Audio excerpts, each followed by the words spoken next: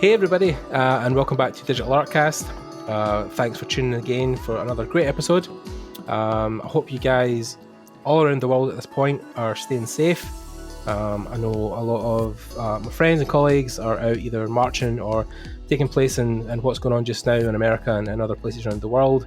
I just hope everybody is looking after themselves and their friends and family. And just again, my thanks for anybody who's tuning in for either the first time or the 15th time. Whatever. Our community is definitely growing. Our Discord and our live streams have been quite successful, so we're getting a kind of bigger audience now. And of course, recently we just passed 2,000 subs. We're heading towards 2.5 at this point. So my thanks again to everybody who's subscribing and checking out the podcast. It really means a lot to me. Today, we've got another amazing guest on, somebody that I had seen previously, their work, but never really reached out to them. But then during the recent IFCC festival that we had online, shout out to Marco. This artist was demoing and doing a kind of lecture at the time, and I kind of tuned in and walked through his process and thought it might be something that's great to share with the rest of the audience. If anybody has any kind of questions about that stream past, or maybe just wants to dive deeper into the process of building and making characters, because I know that he also has a course that is now up with IFCC as well that we can talk about as well. But today we are introducing Mr. Jude Smith, who has kindly given up his time today to come on and talk to us. So, hi Jude. Hey, how you doing, man?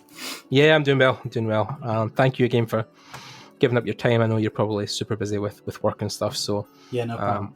I appreciate it. And of course, the scheduling conflicts that we've had is always in this podcast. It's almost a curse just being in Scotland sometimes, because I'm just so far from everybody time wise. So it's always difficult. But yeah, I'm glad you had some time to spare. So yeah, I'm excited. Yeah. So for people who don't maybe know you too well, can you just give a little quick brief rundown on who you are and what you do? Sure. Yeah, I'm a concept artist in Vancouver. I work for Kabam. I've been working there for 4 years now. I also do some freelance for various studios too. But I've been in the industry for 4 years. I started. I went to the Art Institute in Washington, D.C. That's kind of what sort of led me down this path. I was always very interested in concept art growing up. And my grandmother is a painter, and so at a young age I was introduced into kind of the art world, and played around with painting and stuff like that, and then I went to the Art Institute for 3 years, and I studied media arts and animation. I kind of knew that I wanted to go into concept art. So I tailored my portfolio towards that, and I did really well there. Graduated at the top of my class, and well done. Yeah. But I kind of, when I graduated, I kind of knew that my portfolio wasn't really, industry standard yet. So a year I really just kind of grinded away at my work, rebuilding my portfolio and working on any projects that were art related to kind of get my foot in the door. And, being from a small town, I didn't really have a lot of connections, and I happened to, just every couple months, just submit my artwork out there to different studios, trying to pick up work. And then, about a year after graduation, Kabam reached out to me, and I had like 10 days to move to Vancouver, and I've been in Vancouver ever since, and it's been great. How do you find Vancouver and maybe Canada in general, as opposed to being brought up in the States? How do you feel that has been different? They're pretty similar, honestly. There isn't a lot of a difference. It's very relaxed here. It's nice to also have healthcare, so that's great. Affordable healthcare. So yeah. But yeah, no, it's I really like working here. Cool. Vancouver is kind of a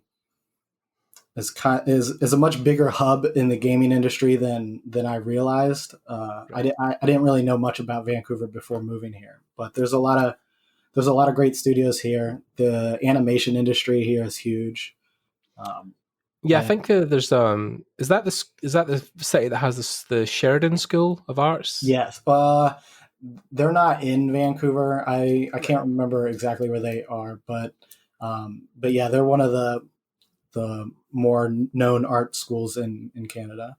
Yeah, we had when we first started the podcast, one of my co-hosts was a guy called Colin Cyril. I don't know if you know Colin at all. I don't believe so. So he's a viz dev artist, but he went to Sheridan and he works at a place now. I think it's George Eliot Animation. Okay. They've done a lot of work with Ubisoft, so he was out from there. But yeah, Vancouver and I think Canada in general seems like a nice place to chill and be an artist. There seems to be a good vibe from a lot of schools out there and also studios. So yeah, it seems like an interesting place. So when you were leaving your concept work and you were kind of aiming your portfolio, did you know specifically at the start you wanted to focus on characters? Like that was your main drive? Honestly, I was really big into environment design. That's kind of what I wanted to do originally. Okay, right. And eventually, at Kabam, they threw me on characters. So I started just doing characters on my own, just as like practice, just to kind of hone some of those skills. Right. And since then, I don't know, something about it has kind of taken off for me. So I've really just dove into it, and it kind of allows me to have a little more focus, which I like. But yeah, I have some background stuff that I'm in the works that I'm going to get back to eventually here. But but yeah, it's been, I don't know. It kind of just started off as just practice, and I just kind of took off with it. Right. Interesting as well, though, because I think I've been the same. I think more environments, more because I feel like it's no easier. Of course, it's still everything's a difficult job, but like I feel like compared to characters, environments are an easier subject to tackle, if that makes sense. Oh, like really? Well, I mean, I feel like there is obviously every form has its own complexity. Weapons, definitely. characters, whatever.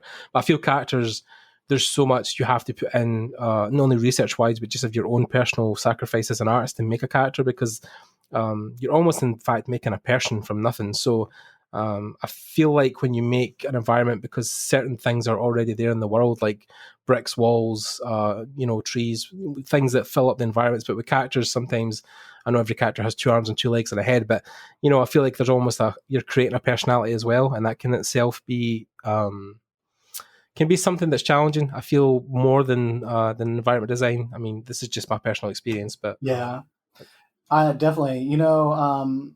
For me, I wanted to learn how to tell a story by just looking at a character. So that was kind of the challenge for me. Yeah. Where with environment design, you can kind of add specific elements and lighting and things to kind of dictate what the story is. Right. But with a character, everything's narrowed down to just that design. So I was like, how can I tell a story by just looking at a character? And so I've put a lot of focus into that. Right. And yeah, actually, I went to a Massive Black workshop a couple years ago, and kind of it was really helpful talk listening to like Marco Dervick and Thomas Scholl. Oh, the Six More Vodka guys? Yeah. Just listening to them talk about how... Oh, Marco's like... I never even knew how big of a superstar Marco was before like I even really looked at the Six More Vodka, but his whole... like even his past like 10 years ago, like working for Marvel and doing so much stuff for film and the comic stuff. Oh my God, the guy's like an absolute living legend. And I was like so ignorant to it for so long because I knew Six More Vodka were an amazing studio. Like I always knew, people were always talking about them. But then when I started to dig into Marco's past and like how like things he had done, I was like, oh my God, this guy's had some history. Yeah. But yeah, so I mean, do you feel like I mean, for me personally, I think characters for me are the biggest part of storytelling, because you can have environments, but if they're not filled with characters, then there isn't much storytelling there, or there's not a lot of narrative in a sense. So I do you feel like that's something you feel that connects you to characters, is that you want to tell stories as a human? Definitely. Right. Um, the big thing that has helped boost my work lately in the past, I would say like 2 years, um, has has has been uh, figuring a story out to tell, and basing my work off of a story. So Right. all these recent characters that I've been working on, I have this story that I've written down kind of loosely. Mm-hmm. Um, I don't know what I'll do with this. If it ever becomes something, it's Right. probably just going to be a bunch of drawings and that's it. But Right. but I base everything off of this idea, and it's helped me understand, uh, what is necessary to tell your story and what you can leave out, and it's given me, a sense of direction in my work. A little bit of sense of style, and I keep kind of trying to push that a little bit more every time Right. I draw something new. So is that a thing where, like, maybe in a sense, with a lot of the characters you're building, are you'll probably get so much handed to you from an AD perspective when you're building stuff, but if you're making your own things, are you almost writing briefs or almost like mini synopsis about characters before you're even drawing them? With my art director, usually not a ton, because I work on a lot of Marvel stuff right now, Right. and so those characters are pretty well established. So Yeah. usually we kind of know what to go off of, Right. Yeah. um, for for for that. But in my own like personal work, definitely, I sit down and think through, the background, and I'll make notes about, Mm-hmm. key storytelling elements, or Right. different themes that I want to work into the character. So Right. Okay. stuff like that. And then that, because I don't know a ton about the studio you work for, but are you working as a kind of outsourced studio for Marvel Film specifically, or is it other stuff? Or No, it's so Kabam makes mobile games, mm-hmm. and so we have a bunch of like fighter games for Marvel and Right. Transformers and Okay. Disney. So um, Big franchises. yeah, so um, we're a big dev studio, but obviously we work with bigger companies to Right. build these games. Right. Okay. That makes sense. So, for you guys who are using the audio version specifically, just a quick shout out, because I mean, I don't know if you guys always tune into the YouTube version, but if you do specifically for this episode, we're working through an episode where Jude is going to draw or work through a character design, and then we'll talk about random stuff just now, or the more general stuff. But as the episode goes on, we'll be diving into design decisions that Jude is making for this character, and maybe break down his process as well. If you guys check out the YouTube version and you watch the demo, you watch what he's drawn at the moment. If you have any questions after the fact, because these are pre-recorded, we could do something live in the future with Jude if he's got more time.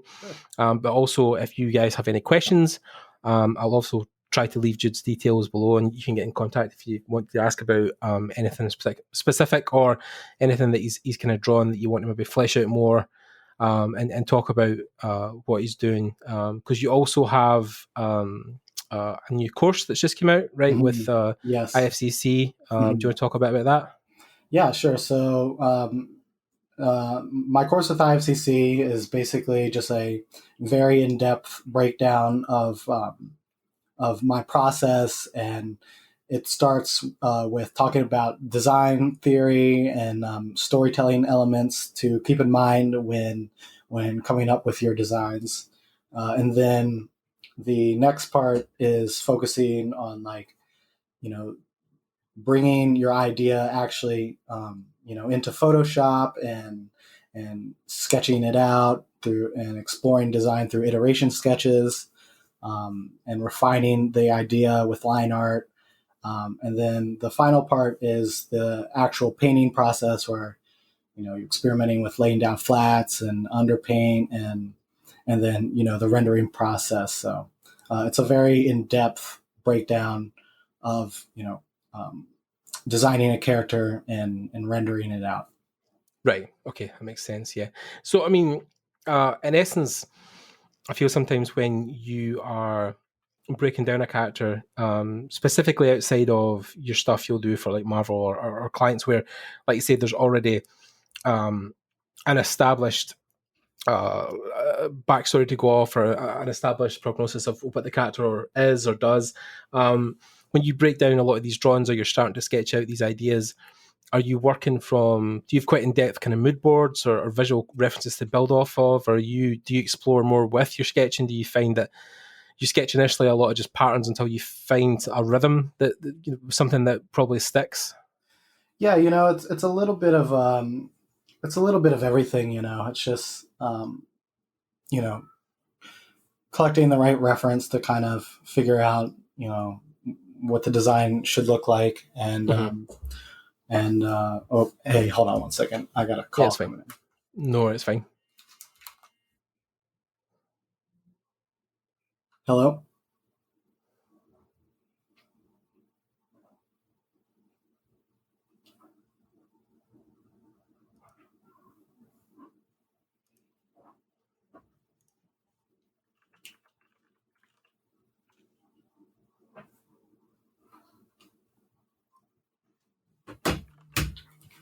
Hey, sorry, hold on one second. I have a package coming up.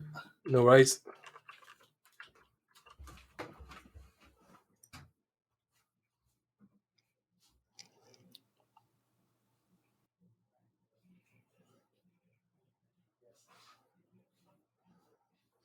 All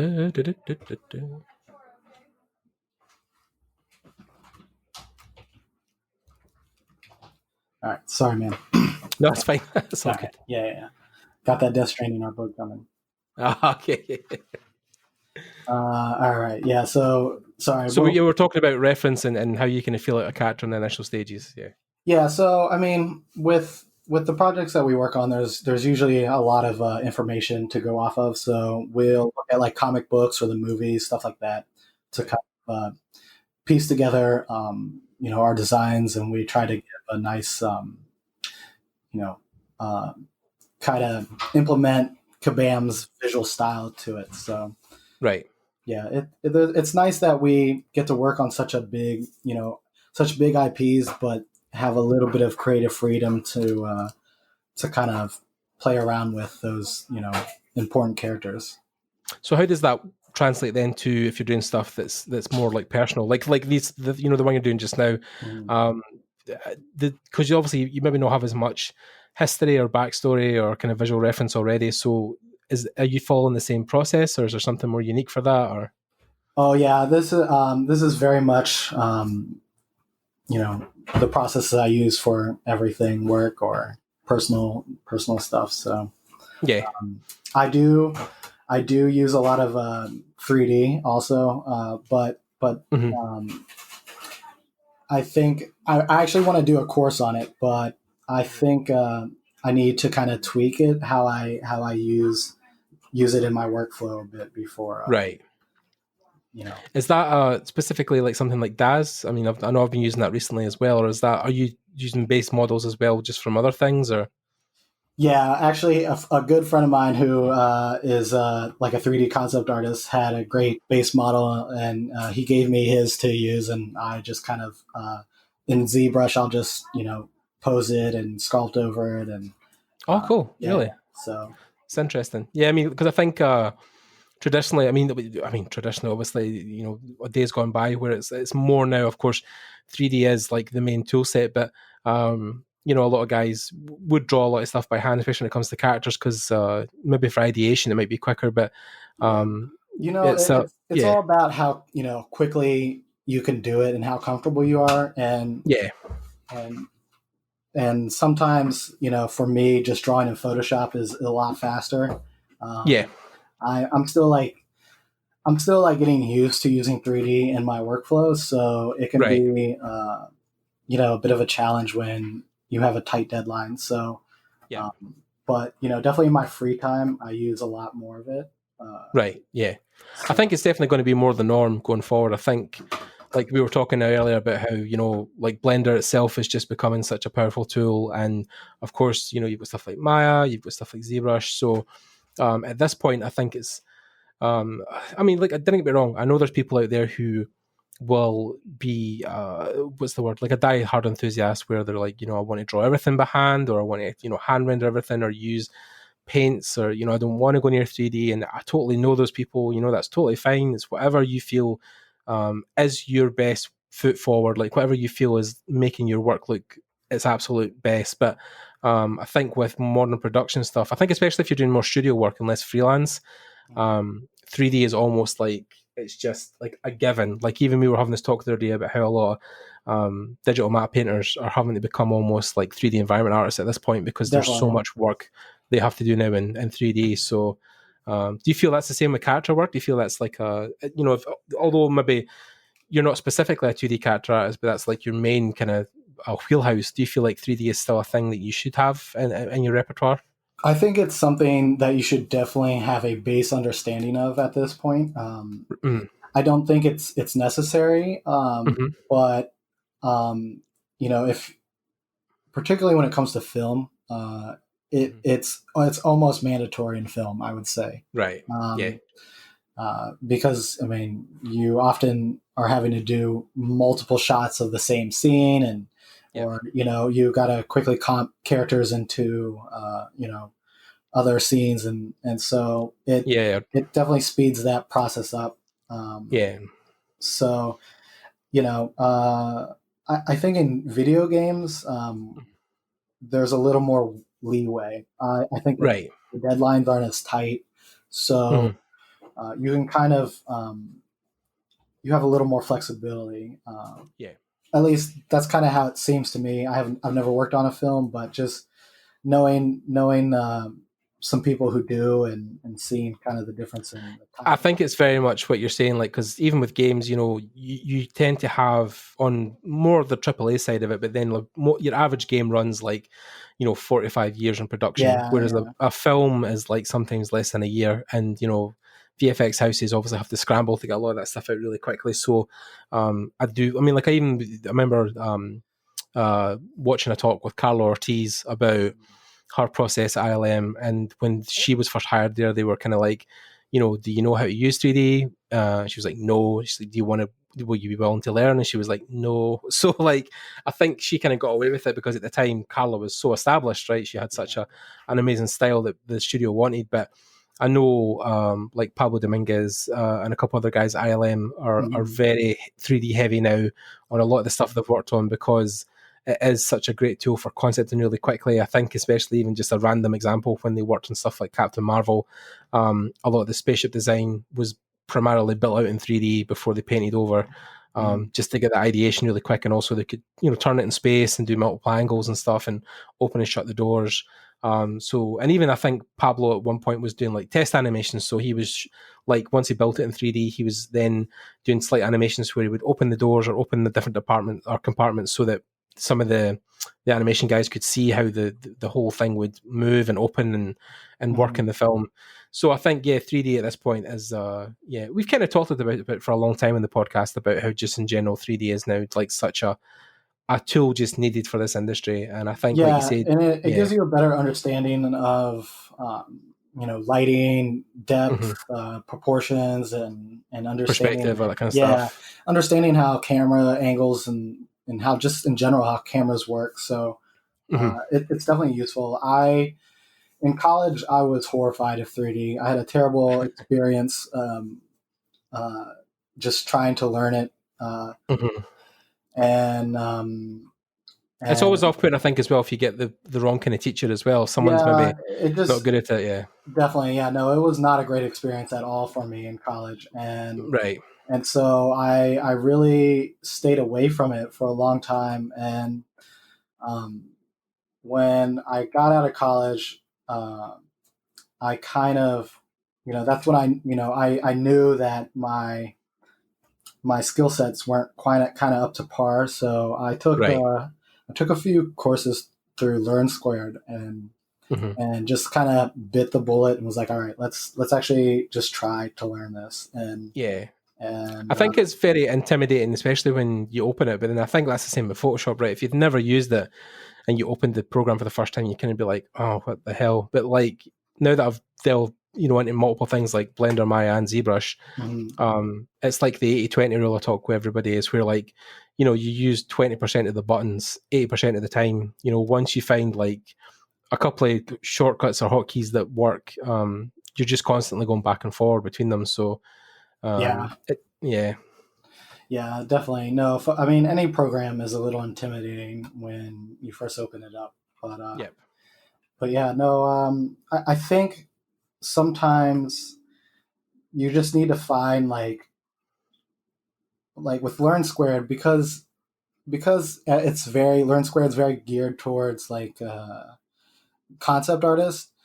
Yeah. They dive right into what you need to know, and then the rest of the stuff that is kind of used for other stuff. Yeah. Um, you don't have to stress about learning that, so you Yeah. can kind of quickly adapt to a new program and use it in your tool set. So Yeah. that was a much better approach for me than it was in college. So now I use Blender, I use ZBrush, 3D Coat, Keyshot. Um, so yeah, A lot of them are just so affordable now, or so cheap or free. It's like it's almost like crazy to think why you. I mean, like even I think for a long time because I just purchased Jan Urschel's course mhm. for Blender as well that focuses on incorporating megascans. And for me, for a long time, I was like, "What is that? Why would I need to use it?" But now that I've started using it, I'm like, "Wow, this is a great resource that is very affordable and it has really great results." Definitely, yeah. So yeah. Yeah, I really like Blender, especially for like Eve, Hmm. or Evie, however. Eevee, yeah, Yeah, yeah. it's you know You it can change really your lighting in real time. Everything yeah moves, and yeah, it's great. And I was the first time I tried it, I was like, I'm just gonna do a bunch of Blade Runner scenes now. That's all my artwork's gonna look like at this point. yeah. No, I think it was one of the first things when I mean, Max was talking about it when Kit Bash launched a lot of their Neo Tokyo stuff for a lot of the kind of stuff that was inspired by Blade Runner, and people were like, "Oh God, so many possibilities to Yeah, I make was like, stuff I'm now." gonna get one of those 3D Bash City Kit Bash kits, stuff, yeah, and then just Blade Runner the hell out of everything. So yeah, man.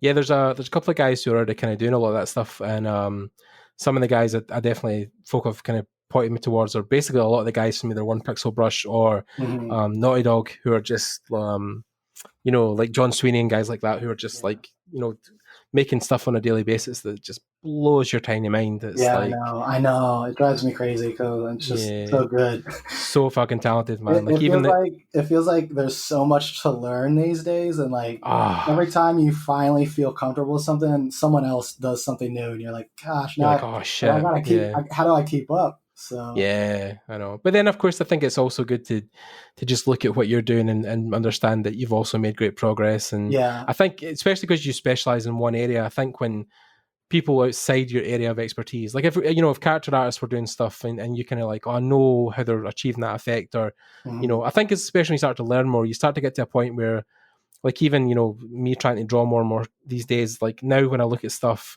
I'm kind of like, I think I could draw that, like I think I could accomplish that look, and with yeah, enough time and enough energy I could recreate that. But I think it's when people get to a point where they make something and you're like how how did you actually get something to look like that? It's just yeah, you yeah, get crazy results and then you get all bent up because I think because the process is hidden to you. You know what I mean? Because mhm, you're mhm. like, oh, how could I replicate that? But then I think once the magic is gone and that is then revealed, you're kind of like, all right, cool. It seems less alien to me now. So Yeah, yeah. That's I've discovered that when you kind of get a peek behind the creative curtain, it becomes less intimidating. yeah. I haven't been to a lot of workshops, but Hmm. when I went to like Massive Black and then Lightbox and stuff, um, at first I remember being like, am I going to feel overwhelmed? Like, and then you start to see it, and you're like, okay, like this, I can do this stuff, Yeah. and and that's the thing also that I just love about art so much, is that there's so much to learn, and you can constantly evolve. Like it never becomes stagnant to me, and I like the challenge that kind of comes with this industry. You really have to be sharp, and you got to keep on top of you know what's being coming used next out there, and like it's a good thing. And everyone now is so open and shares information, and I really love how kind of the art open the industry is. works right now. So. I think there was a really good quote someone said a while back. I think it's very fit in this industry, and it's that when you get to the top, it's your duty to send the elevator back down. Definitely. Yeah, I think that's why so many people, especially in concept, I think, get into teaching, because you want to pass that knowledge on. Because then it just like, what are you going to do? Just take it to the grave, and then you're not getting this. I mean, like, you want people to also be successful like you, and you want people to also have the same thrill of creating characters or getting to work on dream projects like stuff for Marvel. So why not help that? Everyone kind of wants to get there, and they want to see other people get there too. And and that's great. I definitely remember when I was starting out, reaching out to people and being surprised by how kind they were. Yeah, how they took the time to give me some insight and some tips, and anytime I have someone reach out to me, I always try to take the time to give feedback. And well, it's the same even with coming on the podcast. I mean, there's probably, for as many people as I've asked to come on, there's been plenty of people who have said no, like, because it's either not interested them, or they thought it's not really been worth it to them, or whatever. But I'm always surprised, like, when we got like Scott Robertson to come on and talk to us, like, I was blown away, because Scott is like a legend in this industry. So the fact that he gave up an hour of his time to talk to me, I was just like so humbled. But then there's been people obviously on top of that we've had on, even like when we got like Matt Rhodes at one point, it was like, holy shit, there was just so many people kept coming on and talking to us, and now 50 odd episodes later, a couple of years later, here we are. But then that would have been, I would have had no progress at all on the podcast if people had just kept saying no, like, I'm too busy, or I don't, because they don't have to. You don't, like yourself, you don't have to give up your time. You probably have like a ton of work sitting that needs to get done, or something that you want to work on. But then yeah, you're like, even you're giving your time for IFCC, or you're giving your time for here. So I feel it's a very key thing for artists to have, is just empathy. And I think artists are often, I think, introverted, and it's not always necessarily because we want to be, but it's just the nature of how we have to work. When you're focused, you can't really spend a lot of time, chatting with your friends, or so you spend a lot of time just kind of by yourself in your head, trying to hone in on your skills. And when we post our work, it's how we communicate to people, and how we express ourselves. And I think we all just want to have that, our voices accepted, I guess. And so, when, I've been given the opportunity to do like the class, I was happy to do it, because, not only do I want to, get my voice out there, but I want to help other people see that, your voice is just as valid as mine. Yeah. Or that, how I got to a place is so easy, and other people can do it too, and just help people along. So I think it's even trying to make students understand that, not necessarily that it's easy, but it's no as difficult as you probably think it is. Yeah, you're not alone in it. Like there's Yeah, because it's so intimidating looking at, like, when you go on ArtStation, you see all this beautiful stuff and looking at your beautiful stuff, I'm intimidated. Holy shit, dude. thank you. uh, so many hours spent trying to get just a few pieces to look good. Yeah, But but your stuff is so good. Like it's just, and then I think that, like you said, it can be intimidating for people. So yeah, but that's the thing, you go on ArtStation or anything, and you see all this beautiful work, and you're like how am I ever going to get there? And but when you go to lectures or something, and you see, like, you don't see all the work that goes in before you get to that final result. and oh yeah. and I think, for new people, introduced to the industry, it can be really intimidating at first. Well, I mean, it's like so two examples I've probably got. Funny enough, they're both from Korea, but there's Kim Jong Ji Mhm. and there's Yeah, a geez. TV Choi. I think you know Choi as well, right? Yeah, yeah, yeah. So Choi and Kim Jong Ji are both like almost like phenomenons at this point because they're just so talented. They've almost kind of came out of nowhere. Well, I say nowhere, but like when people they're starting to get mainstream notability, people are kind of like where these people came from. Yeah. But the Korean art scene in itself is kind of there isn't. It's not something that we sometimes as Westerners feel a lot. But then also Kim and Choi spent so many years building those foundations, like absolutely rock solid, solidifying that stuff Yeah. until it was like, Kim talks about how, people talk about like his drawing abilities or even Choi, but then they probably have like cupboards in their houses back in South Korea, like just fully sketchbooks. Mhm. Even when I bumped in and I got to meet Kim Jong Ji at Trojan Horse Oh, yeah, yeah. 2 years ago. Oh man, that was such a moment for me. Getting my picture taken with him and him Nice. drawing him in my book and everything. And I got to buy one of his sketchbooks. But then, yeah, like he talked about he had an injury at the time, like a callus on his finger that was like so huge because he just was drawing so much that he was almost injuring his finger.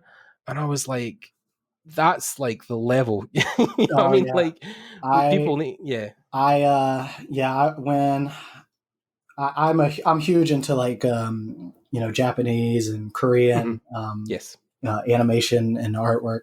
Mm-hmm. Um, and I remember coming across Kim Jong Ji years ago, Mm-hmm. and I actually sent him a message, I think, on, like, Facebook, just being like, do you have tips or anything that Yeah. you could share with me? Yeah. And, like, I was so grateful that he actually wrote back to me, and he gave me Oh this really wow. long explanation of his process. Oh my And god, that would be like gold dust at this point. You could probably sell that online for something. Yeah, and just like how he, just kind of what he did over the years to get to where he was, and I was just blown away, and like, wow, like, I really need to kick it into gear. Yeah, Because, yeah, yeah, yeah. that guy, he, What did he say how long he was kind of like drawing or what he was doing earlier on? I mean, he's been. I think, if I recall correctly, he's been drawing, all his life, and I think his mother, Right.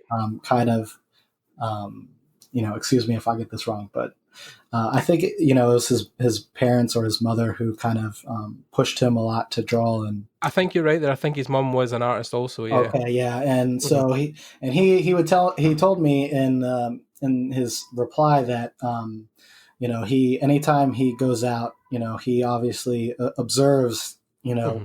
what is around him, and then he Right. would go home and try to draw whatever he saw from memory, Right. without any photos or anything. Right. And he's built up such a library, in his head, that he can kind of recall to his memories, Right. and draw. But I mean, the way I describe it makes it sound simple, but obviously, Yeah. he's He's had, probably spent a lot of years just building that muscle in his yeah, brain over and that over again. yeah, that's a tough thing to do. And I mean, Yeah. for me, like, sketching is kind of tough sometimes. It's like the vegetables of art to me, I guess, sometimes. So you kind of, Right. it makes you, everything you do is kind of based on that fundamental skills. And so Hmm. at times, like, I struggle to, like, sit there and force myself to draw in a sketchbook. So, what he Right. does is just, out of this, this world. It's Yeah. crazy how good Just the he dedication, I think, and the time that they put into the subject matter is like, yeah I think people it's almost like you're talking Drawn 101 here, but even when I went to do a talk last year at Moulds University, a lot of the guys talk about like, how often should you draw a week? And, people say things like, it's like 4 hours a week enough. And, you're trying to give these guys a reality check of like, well, if you work in a studio, you're probably going to work 40 hours minimum yeah a week on projects. You maybe drawn for every single minute of that, but a large portion of your day you'll be drawing. So if you're drawn like 4 hours a week at this point, when you walk into a full-time position, then that's going to be a real shock, because if you draw for 4 hours and then want to go home, your boss would be like, well, what the fuck's happening here? I'm paying you for 8 hours a day. So yeah it really has to be a thing where you have to embed this into like, even though it seems like a cool job where you get to draw awesome superheroes and stuff, like it's still work. yeah You still for work sure. for a business. You still need to earn money.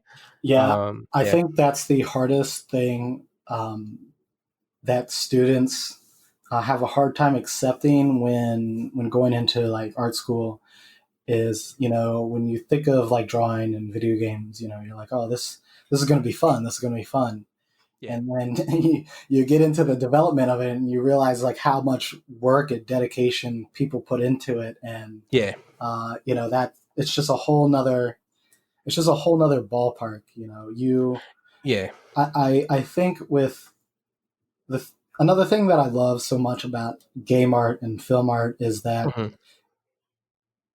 it's such a passionate, driven industry. Yeah. And if you don't have that drive in you, it's very difficult to succeed in it. Yeah. And so you have to find a way to keep yourself motivated and to keep yourself pushing. Which And is, I mean, a lot of people really usually say that's what personal projects are for, right? It's something that like that, yeah, keeps you creatively fueled outside of your work. definitely. Yeah. I mean, even the guys I know who have worked on, like massive franchises or are currently now working on like Marvel films, Mm-hmm. they were drawing that stuff for fan art way back in the day. And, Yeah. they had a job where they were maybe designing ads for like a magazine for Mm-hmm. something, or like, for a holiday spa or something. But then like eventually, you work enough hours, you do enough practice, then, somebody eventually notices your stuff and you Mm-hmm. get that dream job. But then there's a lot of years spent early on, doing work that is maybe no super fulfilling as an artist, and you need to then keep that passion, because that's the thing that drives you through. Like, when you're an hour like 75 in the studio and you still need to have another 10 hours of work on something, that's the thing that will carry you through to the next 10 hours. Yeah. Because then, of course, you're working on these great projects now for Marvel and other bits and pieces. But then, of course, you probably had a lot of jobs early on, that were like, designing stuff for toys or designing things that maybe weren't specifically what you wanted to do. Yeah. But then those jobs got you to where you are, right? Yeah. Yeah. No, I actually was a graphic designer at like a printing company Same. yeah, and it was the worst job ever. Like Yeah, it wasn't great. I was just like I was just making like menus and flyers and Oh stuff, yeah, and it was so boring and mundane. And yeah. I you know I actually got let go of the job too, and I was Same. so okay. So I was so bummed out when it happened because I was like, I'm out of college. This is the only art job I could get. I'm from a small town. Like Yeah. this was the only thing keeping me afloat. Mm-hmm. And I was like, I don't know what I did wrong. Like I had I was definitely qualified for the job.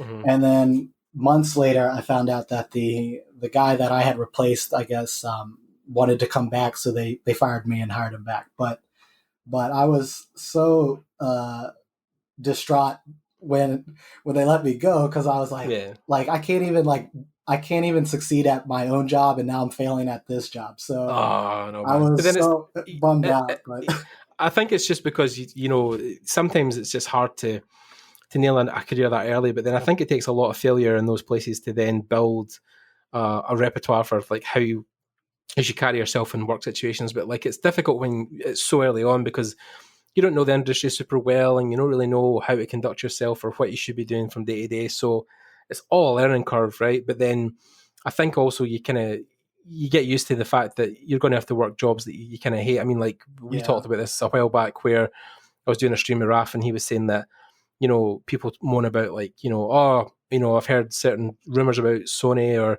different things, that you get mistreated, is there so much crunch? And he's like, you know, even I was like, you know, if you've ever worked at McDonald's drive-through, you know, like, you know, those are some of the harder jobs in the world, where, you know, like the food service industry or customer service, and especially during the pandemic, you know, like those guys were having to go to their work. So, you know, in essence, a lot of the things we get to do that are more art related are like the, not the easier jobs, but something that, like, you know, if you weren't doing this, what would you be doing? You know, you would probably be working somewhere in like a supermarket or something to make money. I would be so screwed if I was not doing this for a living. I have no other talents. Like I do not know what I would be doing. So I feel very lucky to be in the position I'm in. You know, but I mean, this is something that I've wanted to do since I was a teenager, and I remember like coming across the art of Star Wars books. And like I was already really into art at the time, but it was a lot of traditional painting and stuff. And then I saw that, and like my mind was just like, I didn't know like you could do this for like, you could use art in this way. And it just kind of ate away at me. And I was like, I got to learn more. And I remember my parents, they bought me, I convinced them to buy me an Intuos tablet, and I think it was like Photoshop was like CS2 or something, and you know, I kind of fooled around with it for a little while as like a teenager, and then eventually when I was getting ready to go to college, I was like, you know what, I think I'm going to go try to do concept art. And, I think it's interesting as well when a lot of people don't really know about the industry early on. I mean, I'm a bit different from most people in this industry, where I had another full-time job until I was like 28, where I worked as an engineer, and then I wanted to pursue games art, specifically because I was getting art books from games and watching documentaries for like kind of behind the scenes stuff, where I was seeing the whole process and being like, I would love to do that. Not at the time knowing like how difficult it was to be in the industry, and how much training you really need to make it in some of the studios. And I was like, you know what, fuck it, I'll leave. I'll you know, I hated my job at the time. I wanted to do something different. Yeah. And that was a while back now. Also, I've been through a whole degree and got my BA and stuff. And, but then, you know, it has probably, you know, I think by the time, because it's getting closer and closer, but I think probably by the time that I get my first job, since I left my other job, it's been nearly like 7 years. So like it does take, like, I think people aren't really aware about like how long it can take people to get to a point where you can get paid, you know, to work on stuff.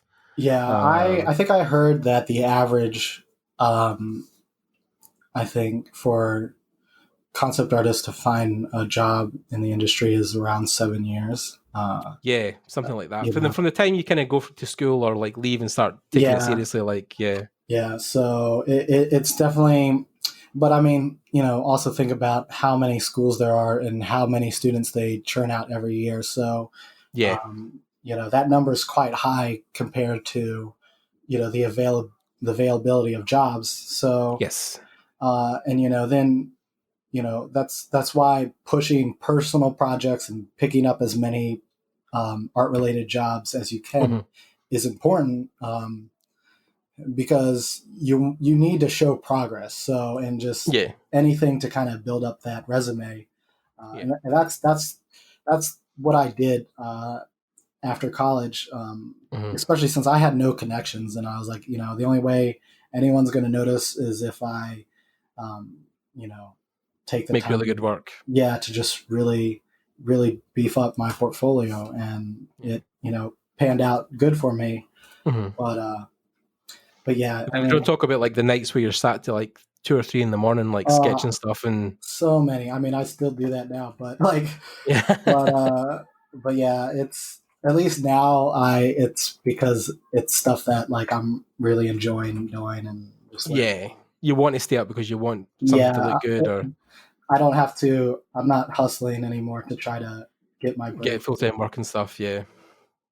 Plus at your job, because people don't realize that once the hustle's done and then you work somewhere, like those 8 hours you spend working on something during the day is still learning. You're still problem solving. You're still, fulfilling a brief. You're still practicing your fundamentals. So, I know artists who come home at night and they're like, oh, I really need to do another 8 hours when I come home. But I'm I like, know. you're spending like 40 hours at your work Yeah, that's me. drawing. You know what That's I me. mean?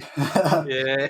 It's tough. But Yeah, that's good, right? Because you're still keen to learn. I mean, yeah. It is good to step away too. mhm, I every there's usually a night out of the week where I don't do any work in the evening right. and just enjoy myself, watch a movie with my wife or play video games or something Nice. um, and What are you playing just now? right now I am playing. Well, I'm replaying Rage 2. Just Oh, nice. it's just a fun shooter, but I am playing that until The Last of Us comes out. So I gotta. It's holding me over. It's holding me over. Cannot wait. Like I'm so excited. Me too. I Me was so too. pissed like weeks ago when I found out that some asshole leaked a lot of their I've been dodging it. I've been dodging those leaks uh like crazy. yeah, yeah, yeah. I was just Um, so angry because we both know like how hard those people worked on that stuff I for know. I know. years. I love John Sweeney's work, and Oh, John, man. I feel like with this one, his because isn't he art directing now?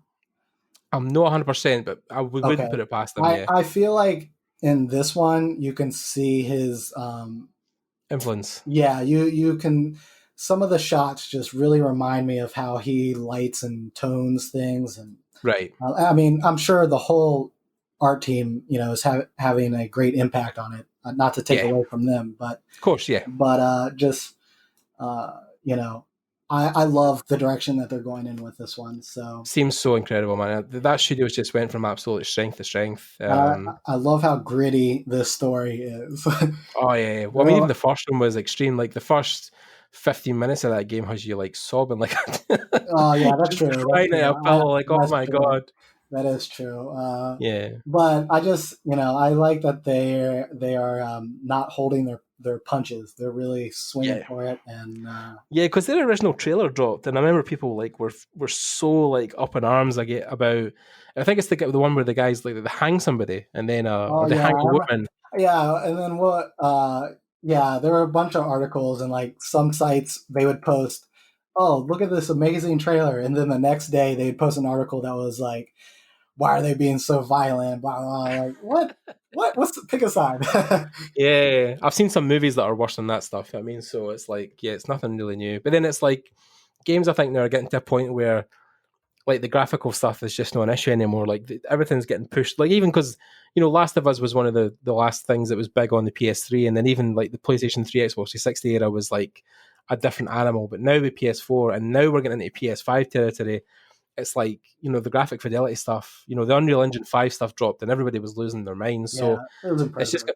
it's going to get to a point where like graphics are really just not going to be the thing people look at, but the experience. And I think recently I watched the Ghost of Tsushima Mhm. reveal, Yes, and yeah, oh, amazing. dude, like Amazing. see when they revealed the black and white filler at the Uh, end. I Oh, lost my I shit. I thought it was genius. I thought Oh, that was I'm a great. huge Akira Toriyama fan. So Yeah, and no, on top of that, a lot of the old the Seven Samurai stuff. Like just such so. a great vibe.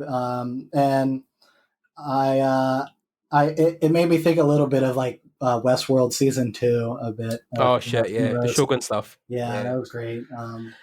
So There's just I think just even the culture seemed really incredible. Just the whole aspect of the game, but like there's just so much stuff coming out now that's like you're almost just spoiled for. And then of course Cyberpunk's on its oh, way out as well. I cannot that's Wait for like that. I cannot wait. It is Yeah, I'm so hyped and I can't bring myself down from the hype of yeah. that game. And It's funny though because a lot of the events I went to the last couple of years because they're in Europe, right? So I've got like the first I think like 4 interviews I've done on the podcast were all people from CD Projekt. mhm. They had just shipped The Witcher at that point, so it was a big talking point. But then obviously over the next couple of years when you bumped into them again, you were like, oh, you're Yeah. working on Cyberpunk, right? So that must be interesting. So I interviewed with them, and a long time ago. This was before the Cyberpunk game.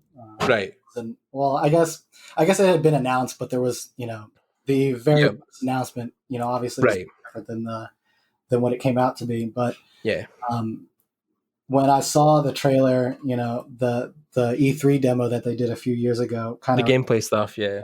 I was like, gosh, dang it, I want to take me. Couple hours of my life wasted in that. Like even the limited edition stuff Oh, that's coming out. I've And, watched it so many times. oh mate, I can't get over how great I it was is. actually I'm waiting on because I've just started using Google Stadia. I don't know if you've ever heard of that, but No. the streaming service from Google where you can stream games to your computer. But Oh, okay, they, yeah. they were getting kind of Cyberpunk day and day one, so I was like, oh great, I'll not have to beef up my rig or buy any more stuff because they'll run it for me. But then they're not getting it. We're not getting it now till the next year for Stadia because they're focused on like the consoles and PCs, and I think COVID's Oh, kind of okay. slowed their whole process down at the moment. So, Yeah. but no, I mean, there's just so much coming out that's which is great because I think a lot of that stuff also fuels your art, right? It also Definitely. you're like, I think, again, like, like it's important to research and do learn new programs. I think it's helpful to also look at what's out there game wise. yeah, And spending, time, watching a movie or playing a game right, is helpful. yeah. Not only is it an experience to do that, but it kind of just fuels that creative mind. And I think because it takes you to places and worlds that your imagination can't sometimes or wouldn't go normally. Like I mean, I think since I was young, one of the things that fueled me was we talked about like the whole Japanese Western culture, but my arms are covered in tattoos from games like Zelda and Mario and all that kind of stuff. But a lot of those Final Fantasy stuff, like that was like the remake came out recently, and so I mean, there's a lot of that stuff that I think has fueled me for a long, long time. Yeah, I need to play the remake. I've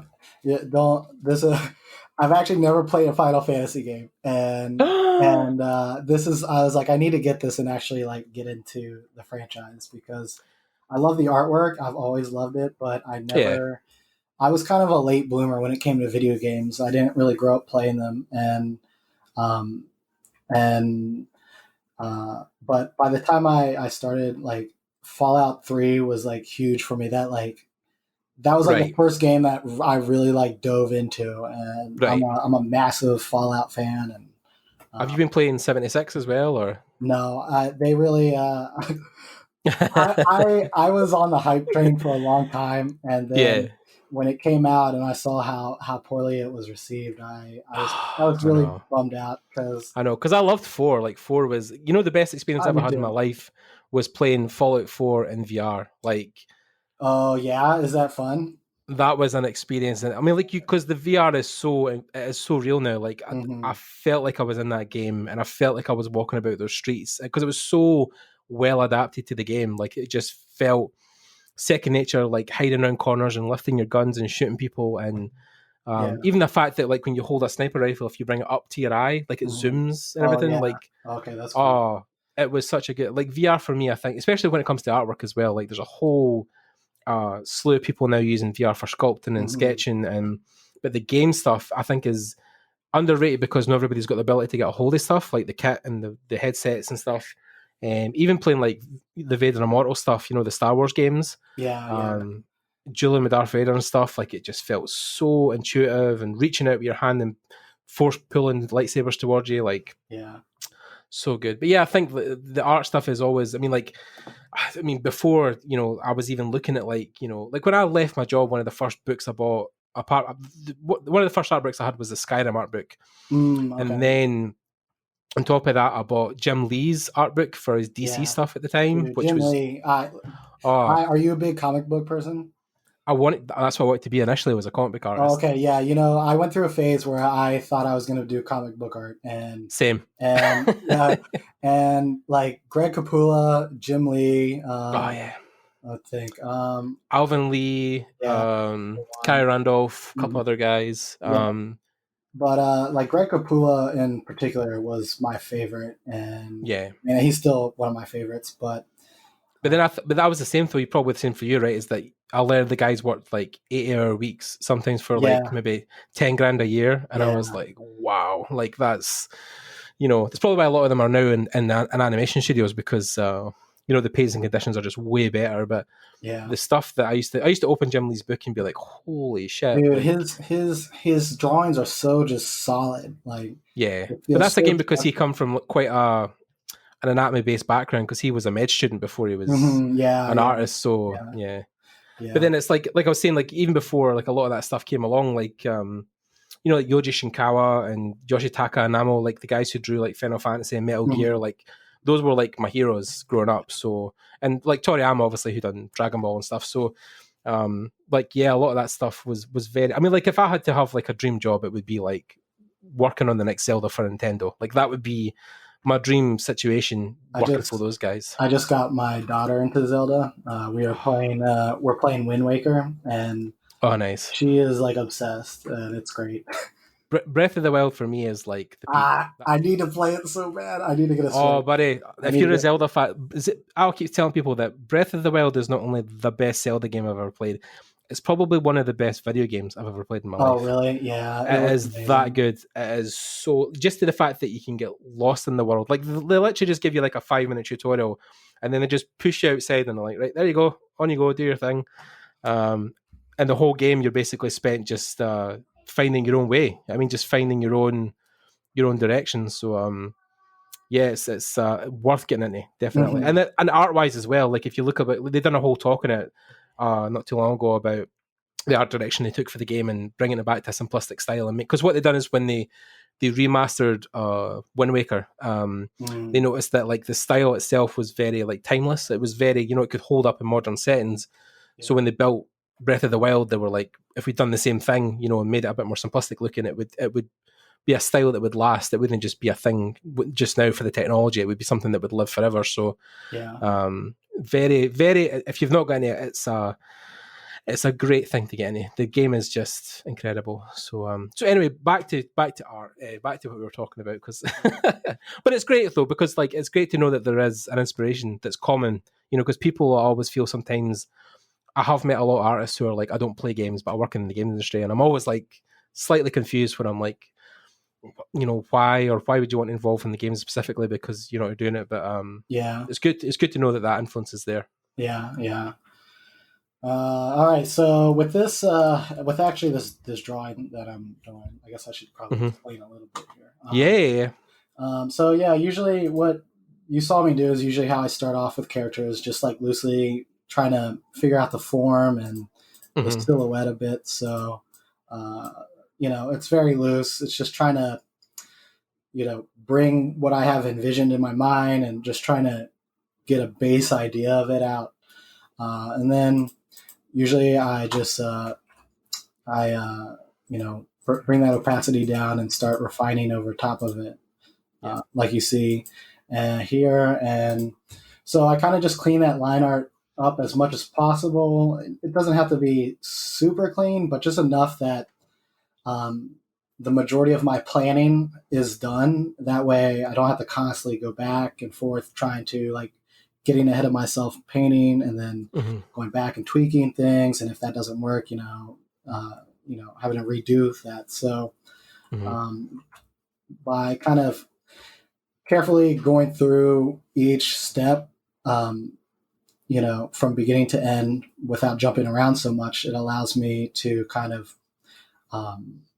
work a little seamlessly. So usually this is where this is the level that I bring my line art up to. So it's reading pretty good. It's still kind of messy, but not too bad. And then I'll lay in like flats, just try to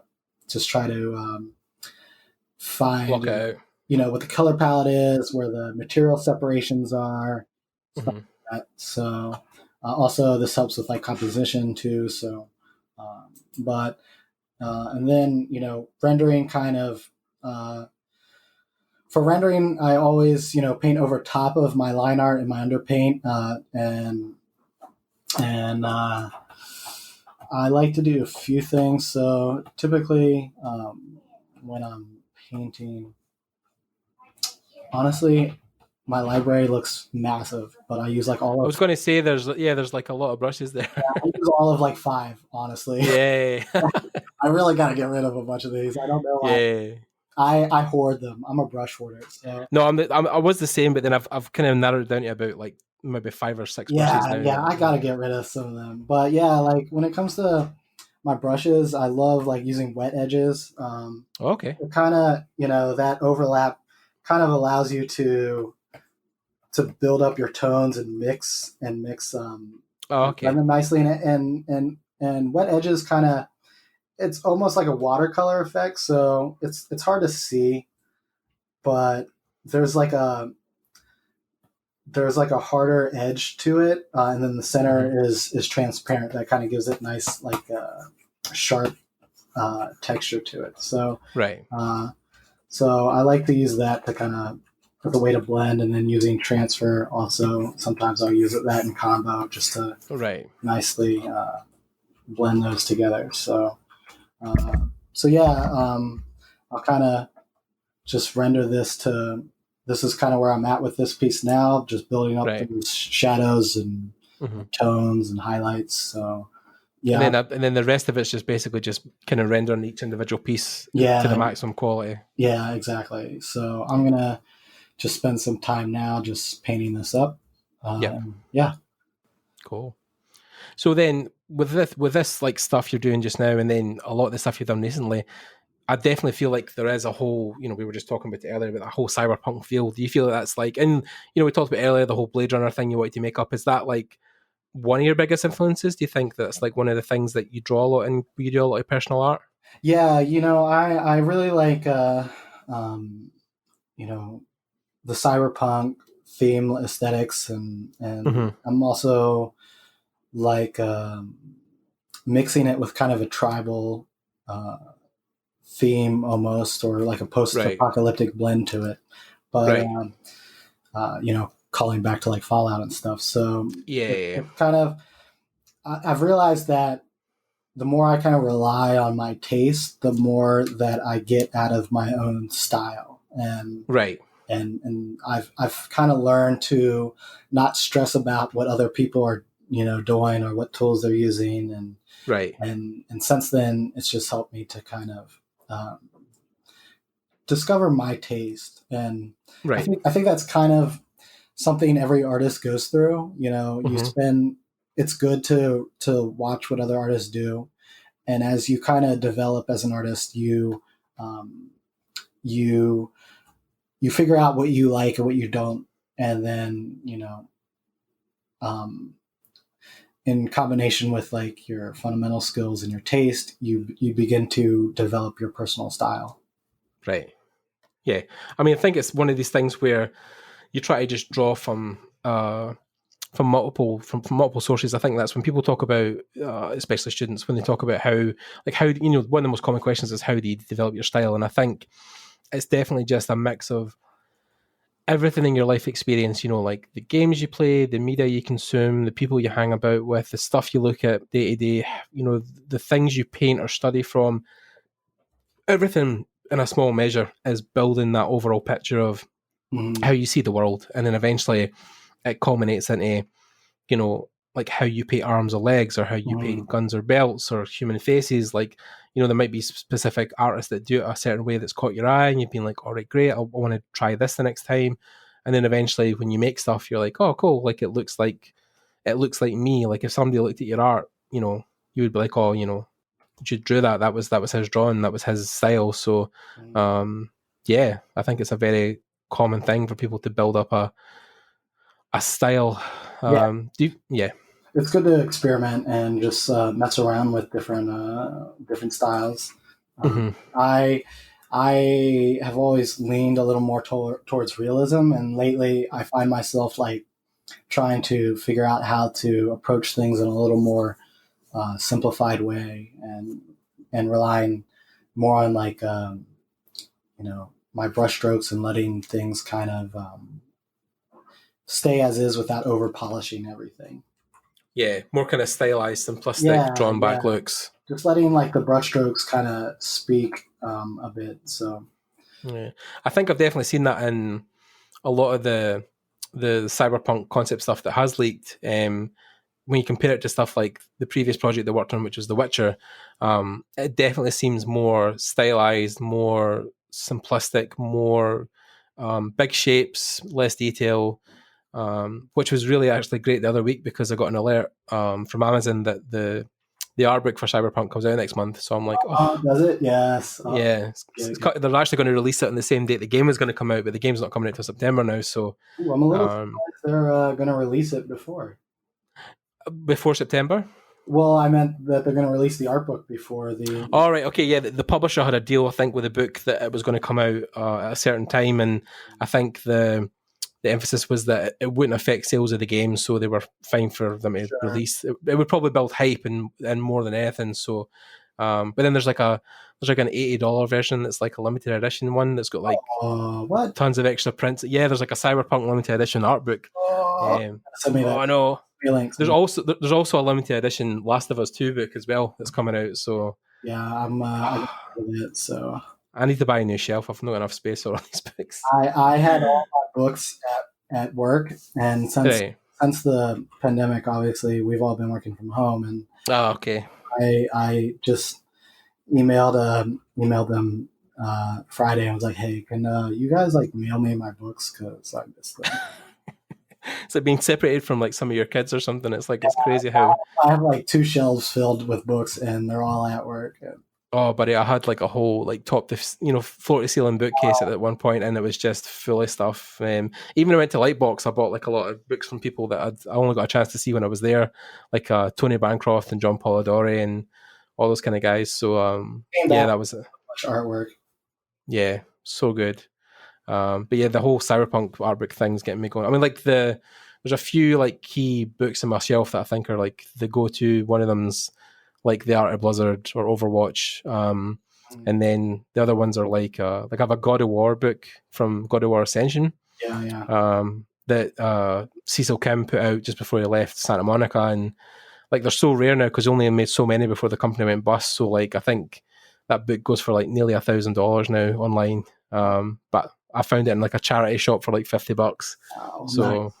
Yeah, it's one of my prized possessions. But yeah, I think art books in general are just all these things you can go to that are constant inspiration, that are things that fuel your painting or fuel how you see different things. But yeah, they're just like they're so good. Some of like I was saying, that's some of the early stuff that got me into drawing and painting like hardcore, was like looking at a lot of those books. Like Skyrim, especially like the whole Skyrim book is like, which is also really rare as well because that only came with the limited edition game. So and it's like leather bound and stuff, but like some of the artwork in that was just like so good. Yeah. I did you get the art book for Fallout 4? Yes, and it's like a mammoth. It's like 600 pages or something. Best book I've ever gotten. Oh, buddy, like you could kill somebody with that book. That book is heavy. And then I just got I got it last year. My favorite book that I got was the complete collector's edition of the Metal Gear games. Oh, me too. With the 2 books in the thing, the folder. Yeah, that was. I think. Oh, that's one of my like. And then I have like all the Zelda books, basically like the encyclopedia, the compendium, and then like the Breath of the Wild art book. Just so much good stuff in there. Like so many amazing drawings, and that was one of the highlights definitely from THU 2018 was they got one of the artists, I forget the guy's name specifically, but he was one of the key artists on the Final Fantasy 15 team. Yeah. And seeing some of his process and how he painted and stuff, it was so beautiful, some of his stuff. But yeah, it is good, one of these things when you bring inspiration not just from like what's sitting on your screen most days, like, but the ability to actually physically sit with a book and open up and really delve into it, because like you only get so much online. Like you get almost just like a taste of like what they've done on the project. But then with the art books, like they really just let it all just hang out. They fill pages and pages of drawings, and like you said, the Metal Gear thing, the 2 book thing, like yeah, my God, the Yoji Shinkawa just like blows my mind every time about how. And it's funny when he gets interviewed and he talks about like almost like he's like no important to the franchise. He's like, oh, you know, I drew some stuff and it turned out okay. But like, you know, I remember the interviewer was being like, but you're Yoji Shinkawa. You must realize how important your art is to the world. But then again, it's like the humble brag for a lot of the artists. It's like, you don't really see yourself as like the superstar. You just see yourself as like, you know, a cog in the wheel where, you know, you're just helping the team and it's a team effort. Yeah, But you then know, there's, and I don't even know if, you know, anyone really wants. I don't think it's for any artist really about the fame. It's more just about, yeah, you know, being able to find your niche and hope yeah. that, you know, speaks to someone out there. So, Yeah, yeah. Which is the greatest compliment if somebody's like, "Oh man, your work, you know, inspired me to do this," or like, even when I get guys, you know, messaging me about the podcast and be like, I think years ago, was it last year or the year before? There was like a 19-year-old girl was like, "Oh, I'm going to actually go to art school because of your podcast." I was like, oh "Oh wow, my that's god!" awesome. Like, wow. So like, yeah, no, the fame or anything, but the fact that I'd help somebody, you know, and Yeah, exactly, exactly. Yeah, no, yeah, it's good to know every once in a while that what you're doing, is you making a know, and difference. you know, yeah, inspired someone to do something too. Yeah. Is there anybody who you still look up to like an art hero? Is there people that like artists specifically that you still, you know, we talked about Kim Jong and a couple other guys, you know, the kind of the Japanese guys or whatever, but is there anybody like a kind of maybe hit list of people that you still draw like a lot of like hardcore inspiration from or Um, yeah, you know, I like a lot of the artwork that comes out of Respawn a lot. right? You know, seeing the sort of the work that was done for Titanfall and Apex Legends. Yeah. They have some And really Fallen interesting. Order as well, like the Star Yeah, Wars game yeah, was it was a really, really good. great game, great game. Yeah. And then, you know, uh, uh, I'm a big Six More Vodka fan. Yeah. Those guys are, you know, that's a As we all stack. are. Yeah, those guys. That's a stacked studio. Those artists are all very Yeah. That's the talented. elite of concept artists right there. That's the Yeah, yeah. best of the So, best. yeah, you know, um, yeah, and then you know, It's a back. tough question because you probably don't think about this stuff every day, right? Yeah, you know, you kind of the more you get into the industry, the more you kind of just you learn to appreciate um, everyone's work for what it is. So you know, Right. but yeah, So is there any kind of dream studios that you think you would want to try and work on a project at one point? Like you talked about, you know, Respawn and Apex and stuff a couple of times, and I know you done a like one of the first. I never even say this to you, but one of the first pieces I actually ever saw yours was the Death Stranding inspired. You oh know, the yeah, skull guy that you done. yeah. Yeah. So is that Um, like is Kojima like and Respawn like some of your kind of accolades you'd love to try and get any or definitely, definitely. yeah You know, I like that near future sci-fi tech kind of look. So right it would be yeah fun to work on something like that for sure. makes a lot of sense, especially with the way I think Death Stranding was received because it almost felt like it was a mixed bag. But when you really look back on it, like there was so many people that were like just blown away with how incredible that game was, and Mhm. I think even just like the art style, the story, the way it was all just put together, it was like such an amazing project. And I think it was great because I think he did open his studio up. Unlike a lot of Japanese studios, he did open it up to a lot of Westerners to work on the project. So, because even like, you know, we were talking about earlier, like my dream project would be, you know, working at Nintendo on the next Zelda game. But Yeah. they recently, I think in the last 6 months, they had a position open for the new Zelda game. But some of the specifics were like you had to live in the Kyoto area and you had to speak fluent Japanese. So it's like you would really be looking for. I think they're really looking for a lot of local residents of Japan, which sucks sometimes because I know, you know, there's so many Westerners I know that would love to work on Mhm. some of those projects. But I think in Japan, one of the biggest studios that takes on a lot of Westerners is Square Enix. They tend Oh to have yeah, yeah.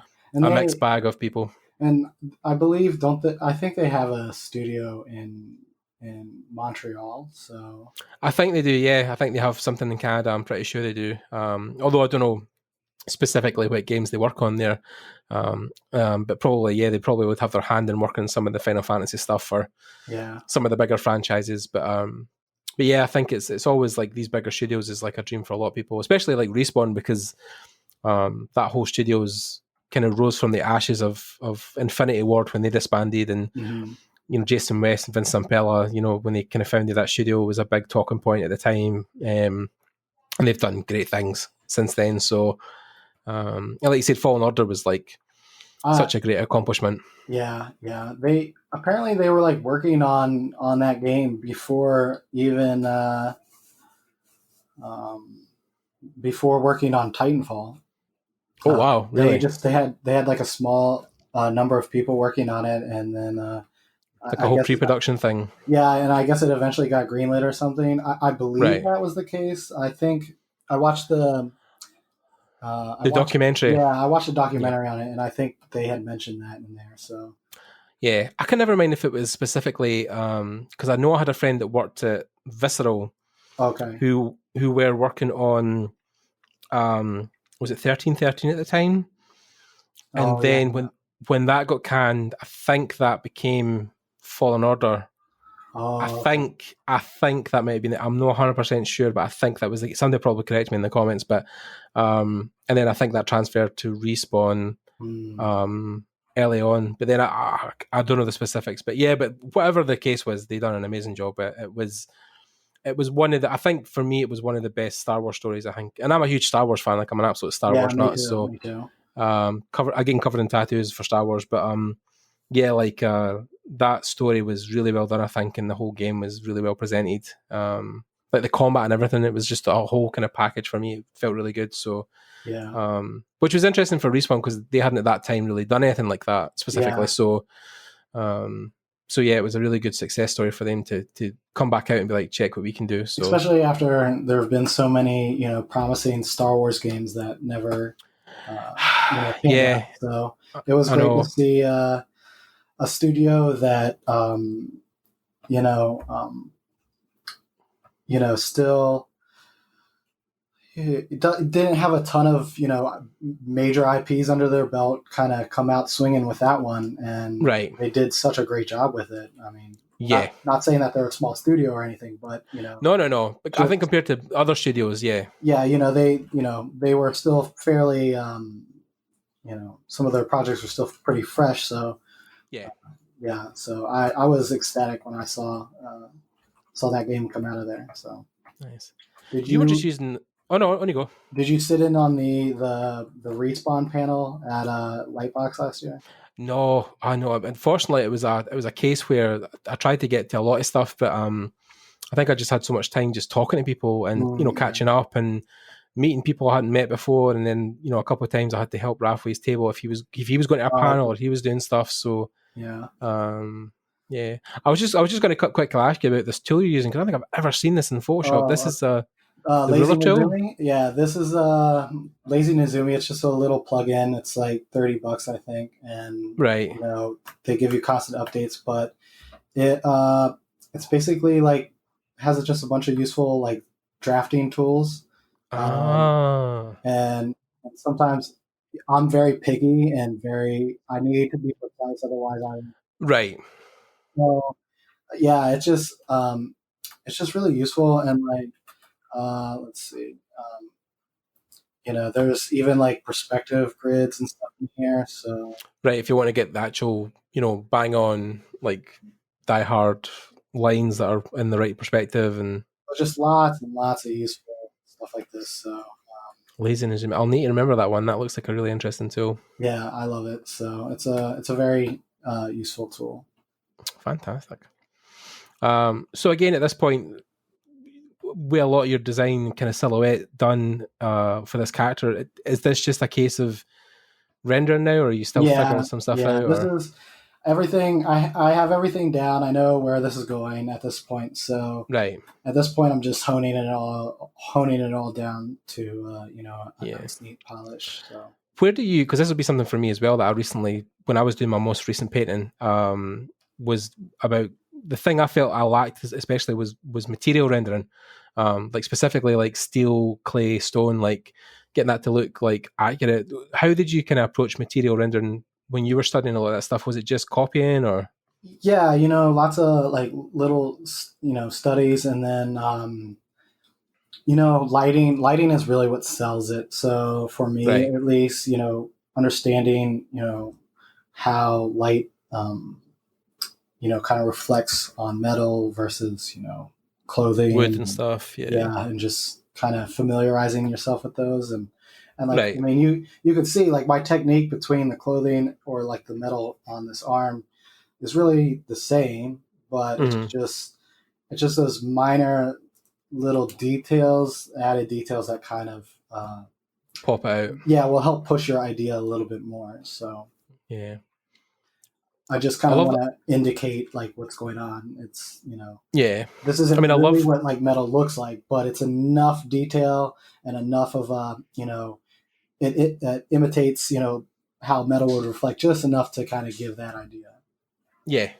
I was going to say like your whole arm like looks like it's really well thought out. Just like the mechanics of it, I feel like something also that takes a lot of time to study is just like if you were building a cybernetic arm, like how that would fit together, like where the pipes would go, where the joints would hinge, what parts would be covered, which wouldn't. Like I feel that's a whole design process in itself, right? It's a whole thing of like figuring that's that. Is that also something that you spend time? Is that research from like just observing playing games or something, or have you really looked into mechanics of arms or? Yeah, I have like a Pinterest board that I save of just like hard surface details.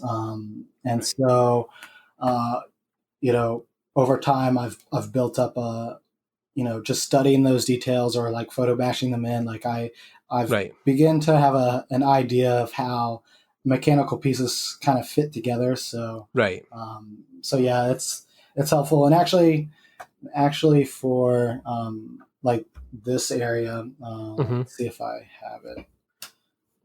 So, here are like my photos this is like my mood board basically. Okay. Interesting. Yeah. So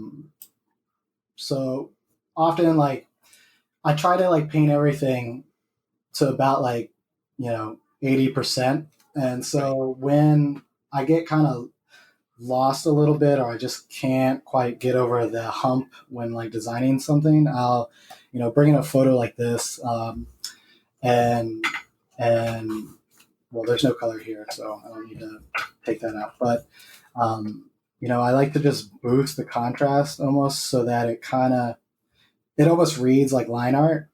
Okay. And then I'll just put that on like a multiply and basically and basically just put it in over top of my design, and that way this way, because the problem that I have with photo bashing is that it takes away from your visual like your creative language when it comes to like your brushstrokes and everything. So but using photos can be helpful, obviously, when like pulling minor details. So when I like get some, ideas going, that's when I'll do this to kind of just get some information that I can start kind of build off of. So that this way, like I don't lose any, I don't lose my the brush quality and stuff. It's no really overlapping and making it very jarring to look at or anything. Yeah, exactly. So this is kind of how like I will approach things. So like this elbow area, kind of when I was painting this on earlier, like back here, it looks a little different here, and I was like, well, like this looks cool, but it doesn't really, this doesn't look functional to me. So I was like, I gotta like rework this a bit. So I went back and kind of, when that happens, that's when I like to like use photos occasionally and rework. I've got two questions for you, which will maybe be interesting or life changing for you. But are you using something called PureRef at all? No. Oh God.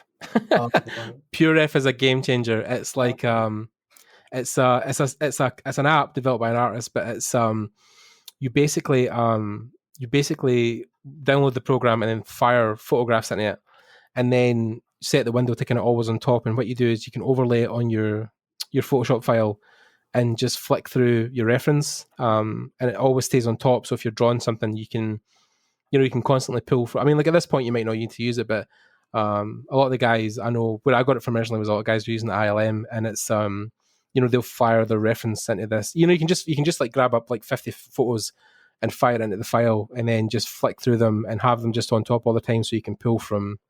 Dude, okay, yeah, I need to look into that then. I'll send you links. Yeah. Also, there's a really good Chrome extension called Pin Down that Raph told me about, and basically what happens is when you go on Pinterest, when you search things, say like hard surface design, for example, rather than searching pins, you can search boards, or you can do either. But like if you go to boards and there's like maybe like a board with like 1,000 pins. Pin Down's an extension where if you click a button, it just downloads all those photos into one folder. Oh, okay. So I just use that for like if I want like a basic like stuff in like 50 photos, and then I just use one click and it just gives me all the photos on my hard disk, and then I throw them into PureRef and then flick through them. Yeah, definitely send me this because I just have like folders and folders and it's like folder exception for me. Yeah. There's a lot of people sometimes do the thing where they drag a photo into Photoshop and make it its own window and then size it down and stuff. But PureRef's been a game changer, I think, for a lot of artists recently, because especially the fact that it just like always stays on top. So no matter how much you're painting, you can just keep looking back into the photo and then use your left and right keys to flick through photos and get another bit of reference. So okay, that sounds useful. Yes, very good app.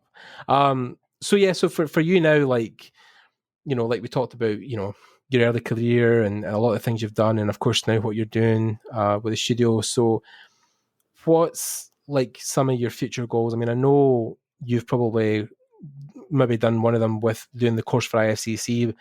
Do you also have an art book, or is that something else you want to do? Or it's funny you mentioned that. Actually, like we were talking about earlier about how like I base all my recent work is based off an idea. And I would love to do a book with this idea.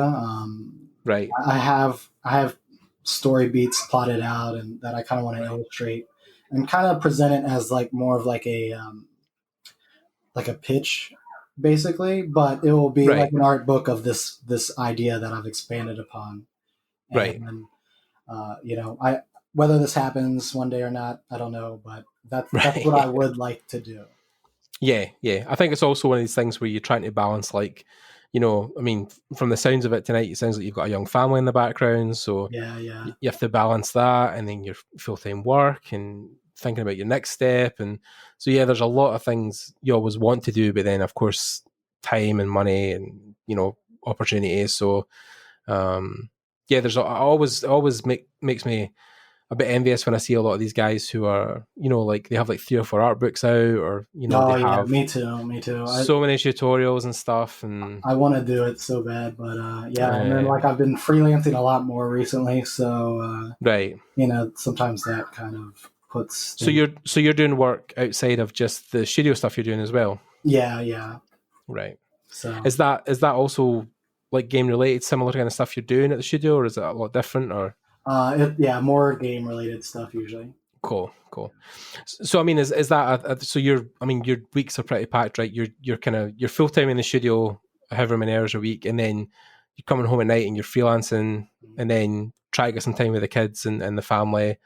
My days usually are like I get up and start working around like 9, and then I work till about like 5 or 6, and then spend the evening with the family doing that, and then around like 8:30, 9ish, I get back to it, and I start working, probably till like anywhere between like midnight or 2 in the morning. So wow, yeah, that's got to be brutal with like a young family as well, because the kids will be up at like crazy hours and stuff, or first thing in the morning. So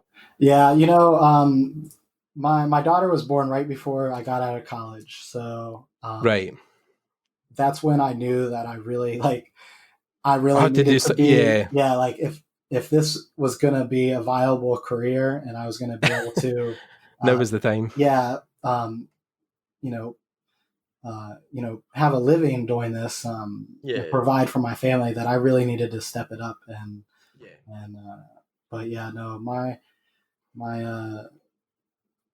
my daughter, it was kind of was a big push for me to get my self together and Make to it hone. serious about what you were doing. Yeah. Yeah, just hone in on my skills, and I feel fortunate that I've been able to make a living doing this, and that people Yeah. are interested in what I'm doing. So Yeah.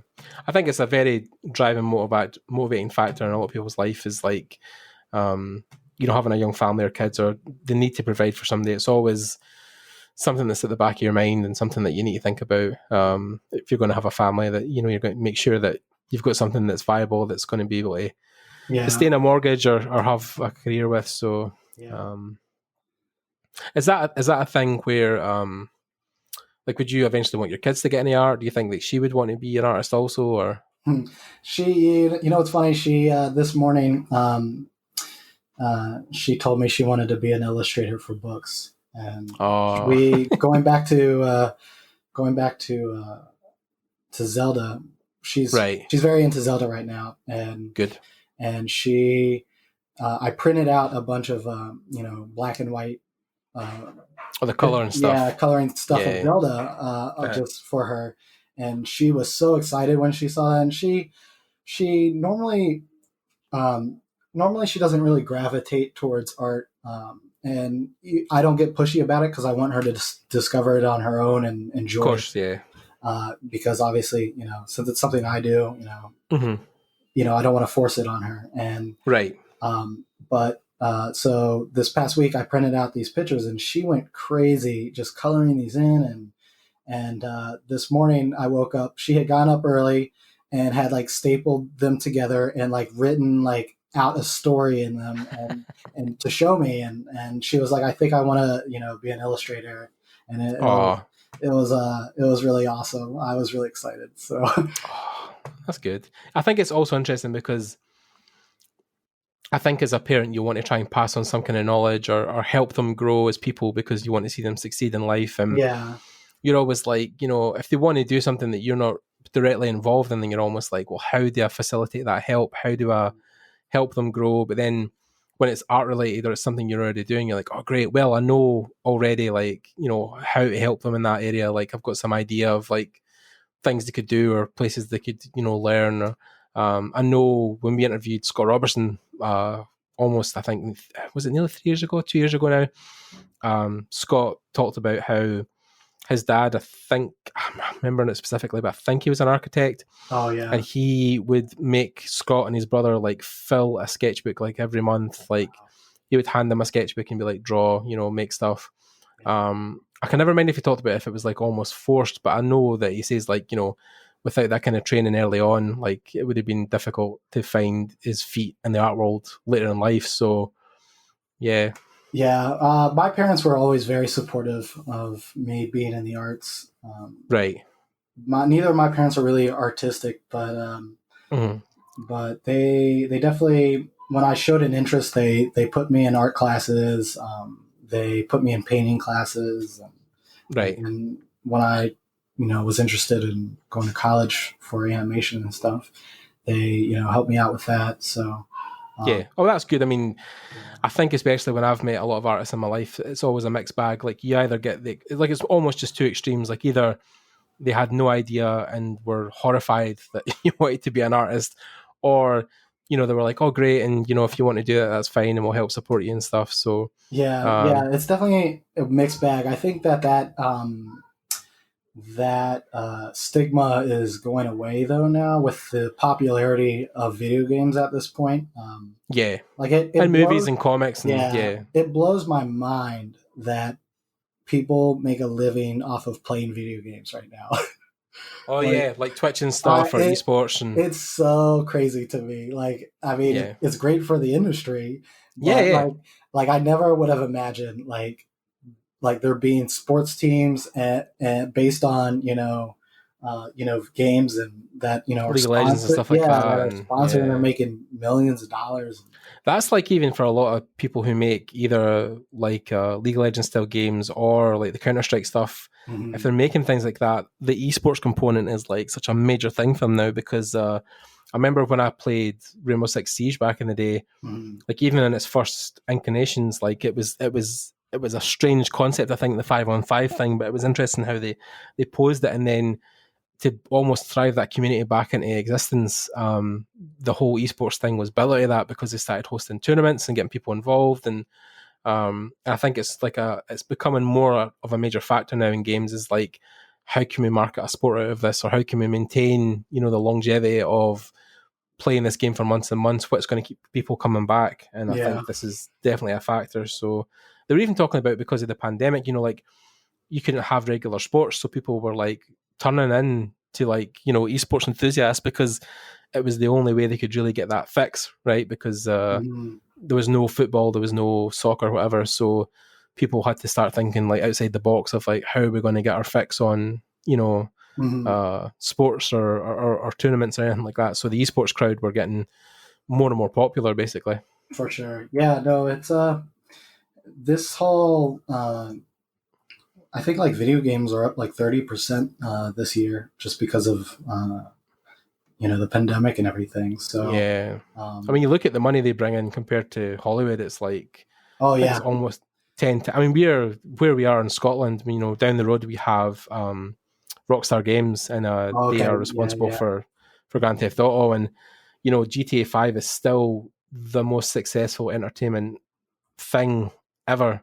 I know, it's crazy what that game has done. Yeah, so much money. Like, I think at this point they've got a license to print money. They just have so much cash, because the money I'm blown away by what Riot has done. I mean, they've survived off of one game for so long, and and now they're expanding in the whole. Like, my buddy, who, when I went to Riot, Lydia, shout out Lydia, she's an environment artist there, and she couldn't when I was even there back in September, she couldn't talk about the project she was working on, but it was Valorant, so it was the Counter-Strike first-person shooter kind of thing they've built in there. But then, like, they've done such amazing work with that now. And then I love the art style for that game. Oh yeah, I mean, like, one of the guys, Hicham, like, I think I'm butchering his name, but he was one of the lead character guys there as well. And some of the stuff they were doing, they kind of got a sneak peek at Lightbox. It was so incredible. But then it was funny when I talked to them, we were just kind of sitting having lunch in the quad, and Bright, so incredible. But like, they were talking about, like, what games are you playing recently? And I was like, I kind of jumped between Rainbow Six Siege and Overwatch. And then they were kind of like, oh yeah, I think what we're working on at the moment might interest you. Then I was like, okay. So, and then you look at Valorant now, and you're like, all right, I can see where they were going with that. So yeah. Yeah, no, I love the artwork. I hope there's an art book for it. I was always wondering that as well, because it's one of these things where I know a lot of, like, when a game has a release, it gets an art book, but then this was like, it's one of these persistent online worlds where it will change. And I'm wondering, because it took Overwatch, I think, a couple of years to get something out book-wise, because I bought that book so fast when the Overwatch one came out. Oh, buddy, I've got the limited edition, the big bad one with the prints and stuff. Yeah, okay, yeah. I have just the regular one, but yeah, no, I love the aesthetic behind Overwatch. Yeah, it was so, I think, especially for Blizzard Fresh at the time. Yeah, I was like, remember what a movie with after these shorts, I was like, just make yeah. Like, every time, remember when we were getting David Long, shout out to David, when we were at Blizzard and we were getting a tour, they were talking about the Overwatch cinematics, because David's on the cinematic team, and he was saying about, they've tried to, basically, that's what they're trying to do, is make these short Pixar style films with every release that covers some kind of topic, whether it's loss or brotherhood or whatever, PTSD, like the Bastion short, but then everything they've done so far, I've tried the latest one they done that came out, I can't even it might have been it was Overwatch 2 reveal, it was the trailer for that. So okay, but yeah, when they fight the massive big robot in Paris, but like, it's but yeah, their shorts are, I think, one of my favorites still to this day is it's the one that takes place in Mexico, where Soldier 76 takes on the gang. Yeah. I liked Bastions a lot. I like Diva. I know that's such that feels like the go-to for a lot of people, but I really like Diva. Oh yeah, I love Diva as well. Like, Hannah's she's my waifu. 100%. Is, like, I'm a big fan of a lot of games, but that I don't even really play, and I always buy, like, the artwork of, and like, I'm like still, I love yeah. Overwatch. I love the aesthetic, and but I get wrecked in Overwatch. I cannot play it at all. Yeah, I can kind of hold them on. I'm not terrible, but yeah, there's some guys in there that are just so good. But I'm still saving up for that. They have a diva statue in the Blizzard store. Oh yeah, It's like you can buy it. It's like almost 2 foot tall, but it's like her sitting on her mech. nice. And I'm like, it's like $400 or something. I'm like desperate to get it. So, but for the moment, it's just For anything with mechs, and I'm like, all right, I'm in. You got me. oh yeah. It's funny though because I only have a couple of like half decent. I've not really had time the last couple of years because I've been working as a student. I've not got a full time job anymore, but I have a couple of statues on my desk. But the best one is when I was helping Raph at Lightbox. He gave me one of his Nova statues Oh, nice. that he'd made. Oh, buddy, it sits next to my desk every night now, and I'm like, oh, such a good wee statue. So, yeah. So I mean, like, well, I think what we'll do is we can kind of hit it on the head here, and maybe come back to this as like a two-parter. We can maybe revisit this or come and do another character or something. But I think we've got a general aesthetic about where you're going and how you've kind of accomplished this, and yeah, yeah. Cleaning it up more is just I'm kind of just it's just noodling away at this point. So I think a lot of character stuff, or even just paintings in general, that is the aesthetic, right? Is that you will probably spend a good initial period building that shape language up in those silhouettes, and then after that it is just materials, lighting, building. That's always the thing. It's funny because often I get a lot of questions about like my rendering and like how do you do that, or is this a 3D model? Sometimes I get people ask me if I use 3D, and right, and it's obviously you've been sitting here watching me draw for a little bit, but it's just that repetitive nature of building up your colors with every brushstroke and right, adding those little hints of lighting and stuff. So and voila, easy peasy. Yeah. Just like that, so simple. But yeah, no, I think it is one of these things where if you're so good at something, sometimes people always want to take something away from you in some respects and be like, you use photos, or it's 3D and they've posed it. And yeah, I think to almost make them feel better about the process, that they're not wanting to find it something like, just render this all by hand, because then you're kind of like, how did you do that? But like we were talking about earlier, like breaking down the process. But I think, like you said, it's just having the time to noodle away at something and just make it extra shiny in certain parts. So it's just about being self-motivated and just pushing yourself to get to that final result. Yeah, 100% agree. So yeah, I mean, if anybody's stuck about for this long, thanks for tuning in and listening to me and Jude talk. I mean, I know we deviated slightly about some game stuff, but then again, it's one of our, for me, and I think and for you, one of our bigger influences in the industry, and I think it's good to have that stuff as well, because that also fuels your passion. So yeah, if you have any questions for Jude, I'll leave all his details below. You can get in touch, and if you want to ask any questions about the course or any of his process, and I'm sure he's always open to feedback. Sure. And yeah, definitely. Yeah, I'm always open to giving people feedback or answer questions. If anyone has it, just reach out to me on any of my social media. Cool, fantastic. Thanks again to yourself for giving up your time. Yeah, thank you for having me, man. This was good. Yeah, man, really appreciate it. I'm glad you were able to sit a bit longer and noodle through some stuff and break down your process. I'm sure somebody who'll watch the episode will definitely find it interesting and definitely take something away from it. And then yeah, again, if you're listening to this at any point and you want to check out Jude's work that he done during the stream, just hop onto the YouTube channel and you can watch the video back where he kind of breaks down his process. And then also, wherever you are, make sure you like the podcast, give it some feedback, give it some love, some subscribers. We also have a Discord, which is down below. I'll leave it in the links and you guys can join. We've got a community there of just over 100 people at the moment that usually post up work or give feedback. So if you're looking for a small community to interact with when you're starting out and you want to just get some basic feedback, there's a lot of people there of mixed varieties, some 3D artists, some 2D. And then yeah, that's pretty much it.